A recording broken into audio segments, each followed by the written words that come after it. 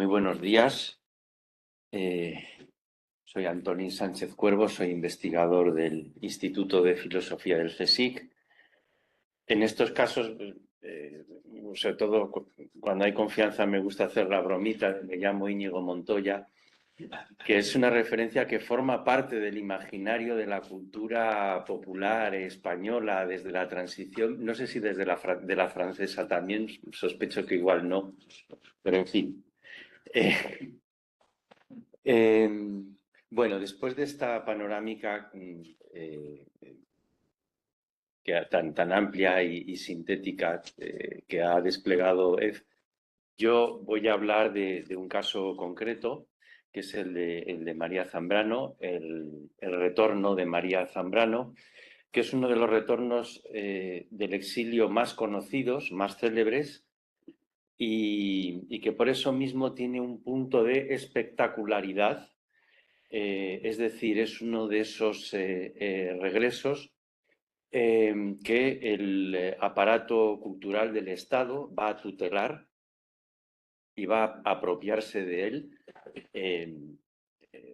no solo para saldar una deuda histórica, moral, etcétera, sino también para apropiarse de él como coartada legitimadora de sus políticas de la memoria, que durante la transición y durante los gobiernos de Felipe González, como ha sido ya muy documentado, al menos por ahora, y desde luego habría mucho que matizar, pero en términos generales, las políticas de la memoria durante todos estos años son comedidas, son escuetas, son limitadas, en relación con la memoria del exilio republicano y de las víctimas del antifranquismo en general. Y son años en los que el discurso oficial es el de la reconciliación, como ha apuntado Yaez, pero una reconciliación en términos acríticos, no disruptivos, y es una reconciliación quizá en falso. Y bueno, aquí podríamos abrir un debate que no es ahora el momento. Supuestamente en la transición democrática se hizo lo que se pudo, pero no lo que se debió, ¿no? Es esa paradoja. Y bueno, prueba de ello es que 2-3 décadas después, ya en torno al año 2000, pues hubo la revisión de la transición, todo un debate a comienzos del siglo XXI. Se escribió muchísimo sobre políticas de la memoria, ¿no? Porque es un debate que en su día es un debate y una reconciliación que se cerraron en falso.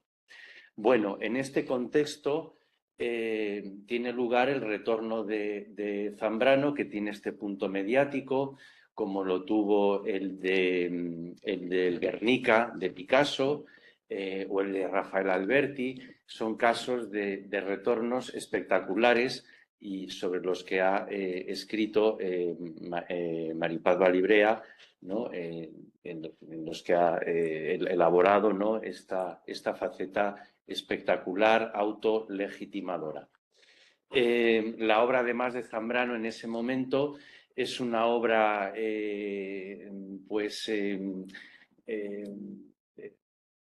pues que ha derivado hacia el pensamiento filosófico místico, es decir, no es una obra precisamente subversiva, lo cual facilita también esta tutela, ¿no? Esta apropiación tutelada. No es el caso de un Bergamín, que es más rebelde, o de un pensador marxista como Sánchez de Vázquez, que no obstante va a ser muy prudente, y ya en 2003 va a publicar en Claves de la Razón Práctica un artículo en el que simplemente, bueno, en el fondo dice obviedades, ¿no? Lo que viene a decir es que en la transición se hizo lo que se pudo, pero no lo que se debió. Un artículo que se titula El doble fin del exilio. Bueno, se trata ya el de Zambrano en 1984, cuando regresa a España, aceptando una propuesta de regreso que había planteado y articulado Jesús Moreno Sanz. Ya tiene más de 80 años, tiene ya ciertos problemas de salud y regresa desde Ginebra, en donde está viviendo en condiciones materiales precarias. Y es un retorno quizá también de los más paradójicos, puesto que Zambrano no va a dejar de contar y cantar su vocación de exilio. Zambrano es una autora que incluso después de volver, en artículos como Amo mi exilio, El exilio, alba interrumpida, Saber de experiencia, se va a identificar con la condición exiliada en muchos sentidos, en sentido antropológico, alegórico, político también, místico, el exilio como condición humana, etcétera. Ella va a hablar de la patria del exilio, ¿no? El exilio es una patria irrenunciable. Bueno, al mismo tiempo ella quiere volver, quiere volver y consuma su regreso en un momento, y ello pues sin duda creo que influye, en el que sus condiciones de vida materiales son precarias. Bueno, es por tanto una paradoja que también habría que matizar, que se puede relativizar, puesto que ella abandera el exilio como una experiencia, entre otras cosas, capaz de alumbrar una ciudadanía inclusiva o plural, un nuevo cosmopolitismo, el exilio como una manera de habitar el mundo o de convivir más allá de la pertenencia exclusiva a una sola nación, el exilio como diáspora, ella emplea este término, creo que es en el saber de experiencia, como universalismo radical. Recientemente se ha publicado un libro del filósofo judío Ovi Bohem, que ha sido noticia por sus críticas a las políticas del Estado de Israel, un libro con un título muy sugerente, Universalismo radical más allá de la identidad. Bueno, el exilio como diáspora no necesariamente tiene que contradecir el retorno de un exiliado a su tierra de origen, porque lo que plantea la diáspora es que obviamente todos tenemos un lugar de origen, una lengua materna, una cultura materna, una tierra, pero tenemos también una reserva identitaria, una reserva de alteridad, y podemos tener también más de una lengua, más de una casa, etcétera. Bueno, es el exilio como diáspora, y que nos remite a la experiencia judía de la diáspora, ¿no? En sentido secular, plenamente secularizado. Hay maneras también de matizar esta supuesta paradoja. Zambrano va a decir: he sido exiliada para ser española de un modo más total, es decir, ella se identifica con la estirpe española de los herejes, de los expulsados, de los exiliados. Es una manera también de resolver la paradoja. Bueno, es una pareja, sí, la pareja es una paradoja, sí, la paradoja es una pareja. Bueno, también va a decir que en realidad no ha dejado nunca España porque siempre la ha llevado en el corazón. Bueno, es también una manera ingeniosa de resolver esta supuesta paradoja. En cualquier caso, es uno de los exilios más conocidos, que tienen esta connotación paradójica, que tiene esa connotación también de espectacularidad. Y ya centrándonos en la obra de estos años, que son apenas 7 años, quizá la podríamos dividir en dos grandes bloques, ¿no? Por una parte, escritos breves, artículos breves de periódico. Ella escribe mucho en Diario 16, en el ABC. Son ensayos periodísticos muy breves, en los que a menudo evoca su pasado, como no podría ser de otra manera. Una exiliada que regresa con 80 años pues ¿qué va a hacer? Pues reconstruir, evocar, recuerda sus vivencias en el exilio, evoca a muchos compañeros de exilio, hace memoria de sí misma, hace evocaciones autobiográficas sobre lo que ha sido su manera de pensar, de escribir. Y por otra parte también se dedica a completar, ultimar algunos libros de madurez, ¿no? En concreto de La Aurora, es un libro del que hay una primera edición muy incompleta, precaria, y ella, pues con la ayuda de amigos cercanos, del ya mencionado Jesús Moreno Sanz, también de Rosa Mascarell, que fue su secretaria, dicta. Ella ya tiene problemas para escribir, tiene problemas de visión y a menudo dicta, y va a completar estos libros que traía en la maleta todavía pergeñados, ¿no? E incompletos. De La Aurora, Notas de un método, algunos lugares de la pintura, Los bienaventurados. Son libros en los que ella ya practica la razón poética, no teoriza sobre la razón poética, que es algo que viene haciendo desde los años 30, desde aquel ensayo hacia un saber sobre el alma que provocó aquel desencuentro con Ortega, que ella siempre evoca, que no le entendió, que se va llorando por la Gran Vía, etc.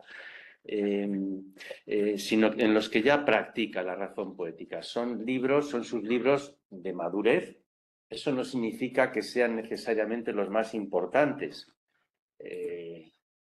A mi modo de ver, el más importante es El hombre y lo divino, que es un libro en el que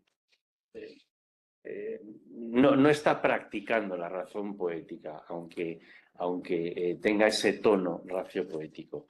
Estos otros libros son libros de madurez, pero al mismo tiempo son los más controvertidos desde un punto de vista filosófico. Son libros crípticos en los que asume abiertamente una deriva mística, lo cual es totalmente legítimo y también totalmente cuestionable.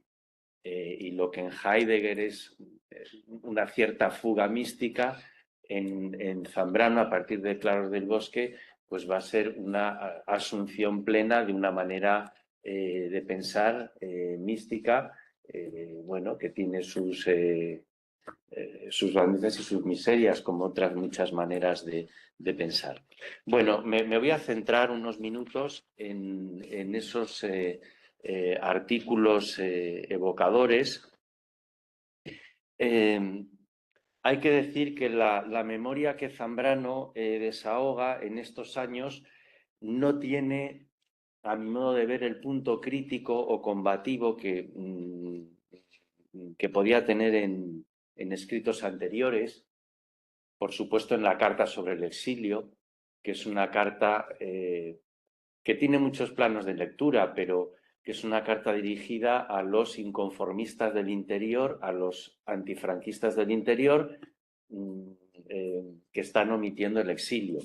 Esto nos remitiría al problema del puente, ¿no? Ese puente atormentado que se construye, que se destruye constantemente, o incluso al prólogo que escribió la edición de 1977 de Los intelectuales en el drama de España, en el que, aun con su lenguaje raciopoético, está reivindicando una memoria republicana. En estos escritos ya de los 80 es una memoria más crepuscular, es una especie de memoria a manera de despedida. Y hay muchas evocaciones de sus compañeros de exilio, pues de Cernuda, de Prado, de Emilio Prados, de Rosa Mascarell, de Bergamín, de Alberti, de Rafael Dieste, también de sus maestros, de Unamuno, de Valle Inclán, de Ortega, de su padre Blas Zambrano, pero son memorias en las que el lugar y el momento son más bien secundarios y son más bien pretextos para hacer semblanzas de carácter más introspectivo, en los que se quiere recrear se quiere recrear la presencia. Se quiere recrear a la persona y su presencia y lo que de revelador tiene esa presencia. En el caso de evocaciones de Lezama Lima, con quien tuvo una gran sintonía durante su exilio en Cuba. En el caso de Dieste, de la propia Rosa Mascarell, ¿no? Se quiere evocar la presencia en lo que tiene de autenticidad, de una presencia que revela algo, que dona, incluso que sacrifica.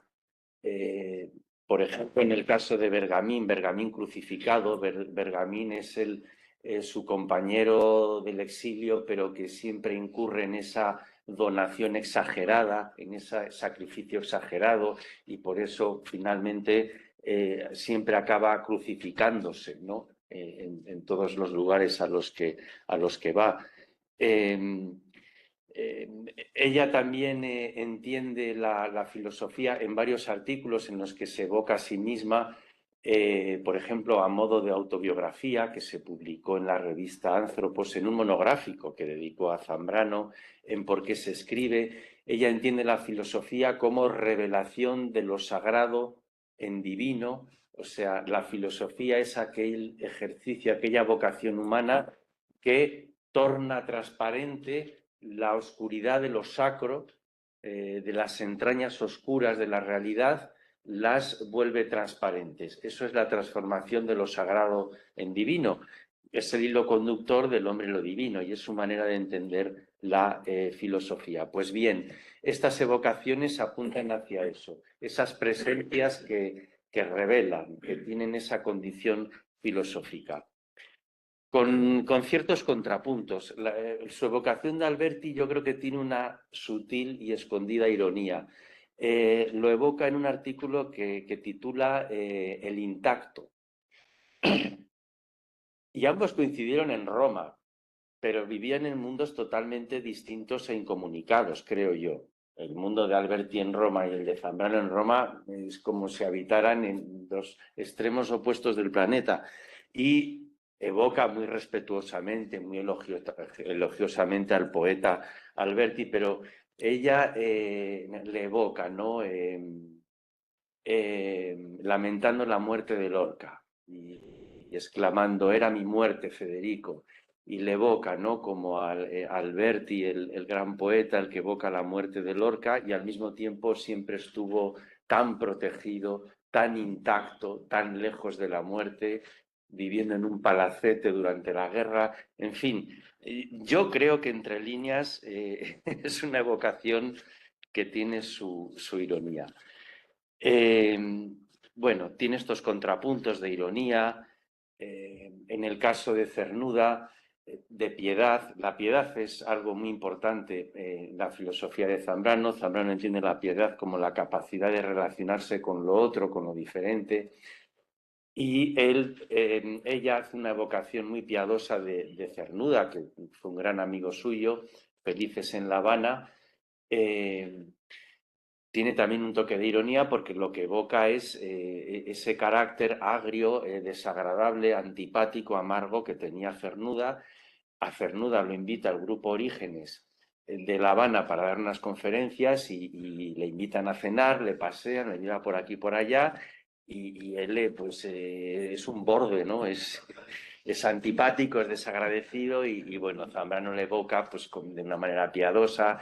Cernuda es el diferente, es el raro y bueno, hay que amarle piadosamente. Bueno, algunas excepciones a este tono más bien raciopoético, crepuscular, de gratitud.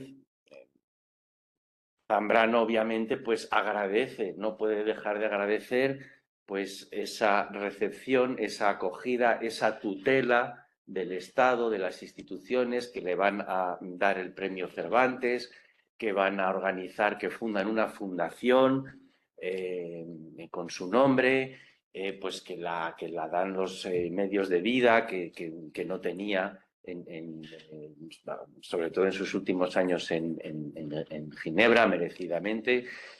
No obstante, bueno, es una filósofa, es una señora agradecida, pero no es para nada una persona aduladora. Y también encontramos toques de crítica en estas memorias. En un caso muy concreto, que es el de Marañón. Para el centenario de Marañón escribe un artículo crítico con su punto de acidez en el que evoca a Marañón.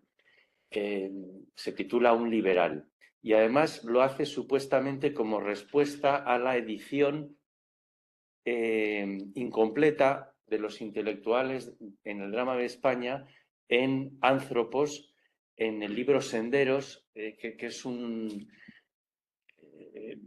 una amalgama, ¿no? En ese libro se publica La tumba de Antígona y los intelectuales en el drama de España, pero excluyendo la carta al doctor Marañón, que es una carta muy crítica, muy dura, muy emocionante, que había escrito en el 37, ¿no? Formando parte, bueno, no forma parte de la primera edición de los intelectuales en el drama de España, pero forma parte de los escritos de la Guerra Civil. Bueno, en Un liberal evoca a Marañón como ejemplo de lo que era un intelectual liberal en la España de entonces, de los años 30, pero también con cierta ironía crítica, ¿no? Porque finalmente lo que plantea, lo que sugiere Zambrano es que el liberalismo de entonces, o al menos el liberalismo de estos grandes nombres, Marañón, el propio Ortega, es liberalismo entendido como un decoro, como un talante, como una distinción en el trato, como un trato educado, como una honestidad, como buenas maneras, como decoro, también como flirteo con cierta aristocracia, como cierto desprecio del pueblo. Bueno, es una evocación también irónica, crítica, en la que evoca este liberalismo quizá precario, distante de lo que ella entiende por liberalismo, ya desde su célebre libro del año 30, Horizonte del liberalismo, que es un libro que ella escribe, en mi opinión, en la órbita del sentido humanista del socialismo de Fernando de los Ríos y del socialismo institucionista, más que del liberalismo orteguiano, de la rebelión de las masas, que es un liberalismo muy ambicioso, casi utópico, ¿no? Como era ese liberalismo de un Fernando de los Ríos, ¿no? O de los socialistas institucionistas. Bueno, y de hecho se despide de Marañón, dice, al doctor Marañón yo le digo adiós con un ramo de claveles blancos y si hubiera alguno negro también, ¿no? Luego tenemos, y ya voy terminando, como excepciones, ¿no?, de lo que sería una memoria crítica, una memoria republicana, en este contexto crepuscular, raciopoético, de regreso tutelado, etc. Resulta que en el 89 se publica por primera vez Delirio y Destino. Lo que pasa es que este libro se había escrito en el 52. Entonces es como una especie de memoria en diferido.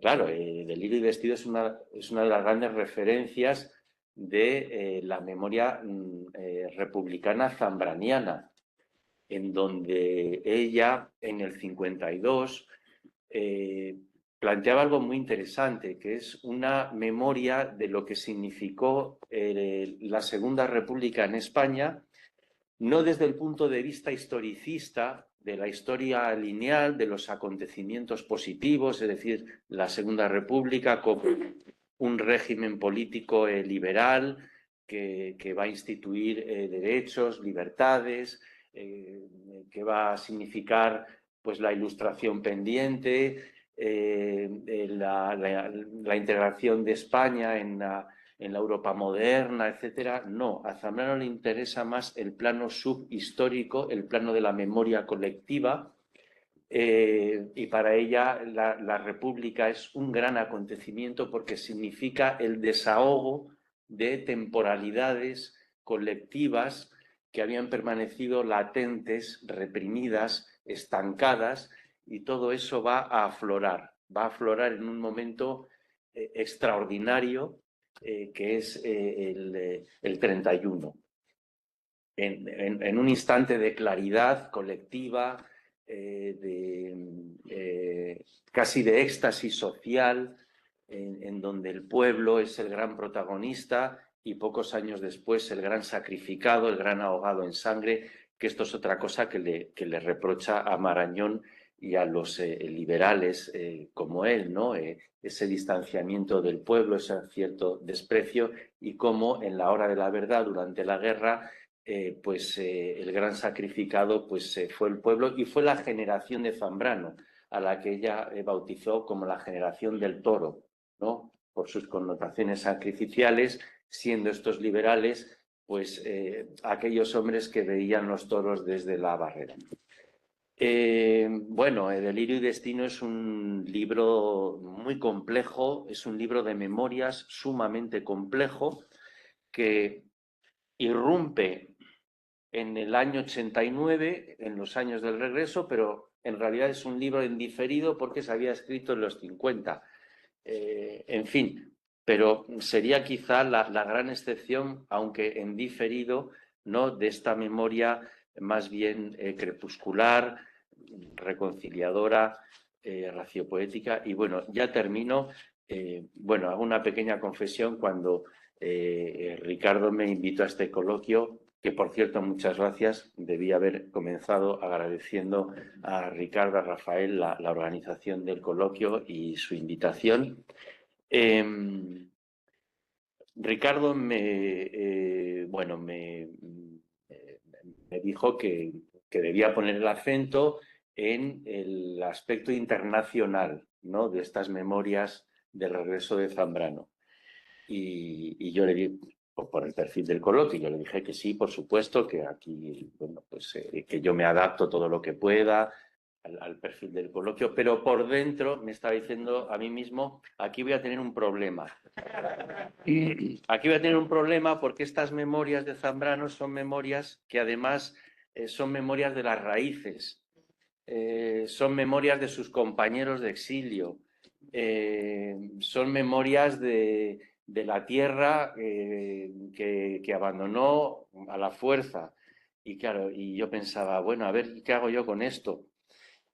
Y bueno, me guardé una carta en la manga que saco ahora para terminar. Es una salida, es una ocurrencia, una butad, en fin, como se quiera llamar. Yo creo que la faceta internacional de estas memorias es precisamente esa significación diaspórica que Zambrano reivindica para su propio exilio. Es decir, ella canta y cuenta el exilio como diáspora, es decir, como un nuevo universalismo, como un nuevo cosmopolitismo.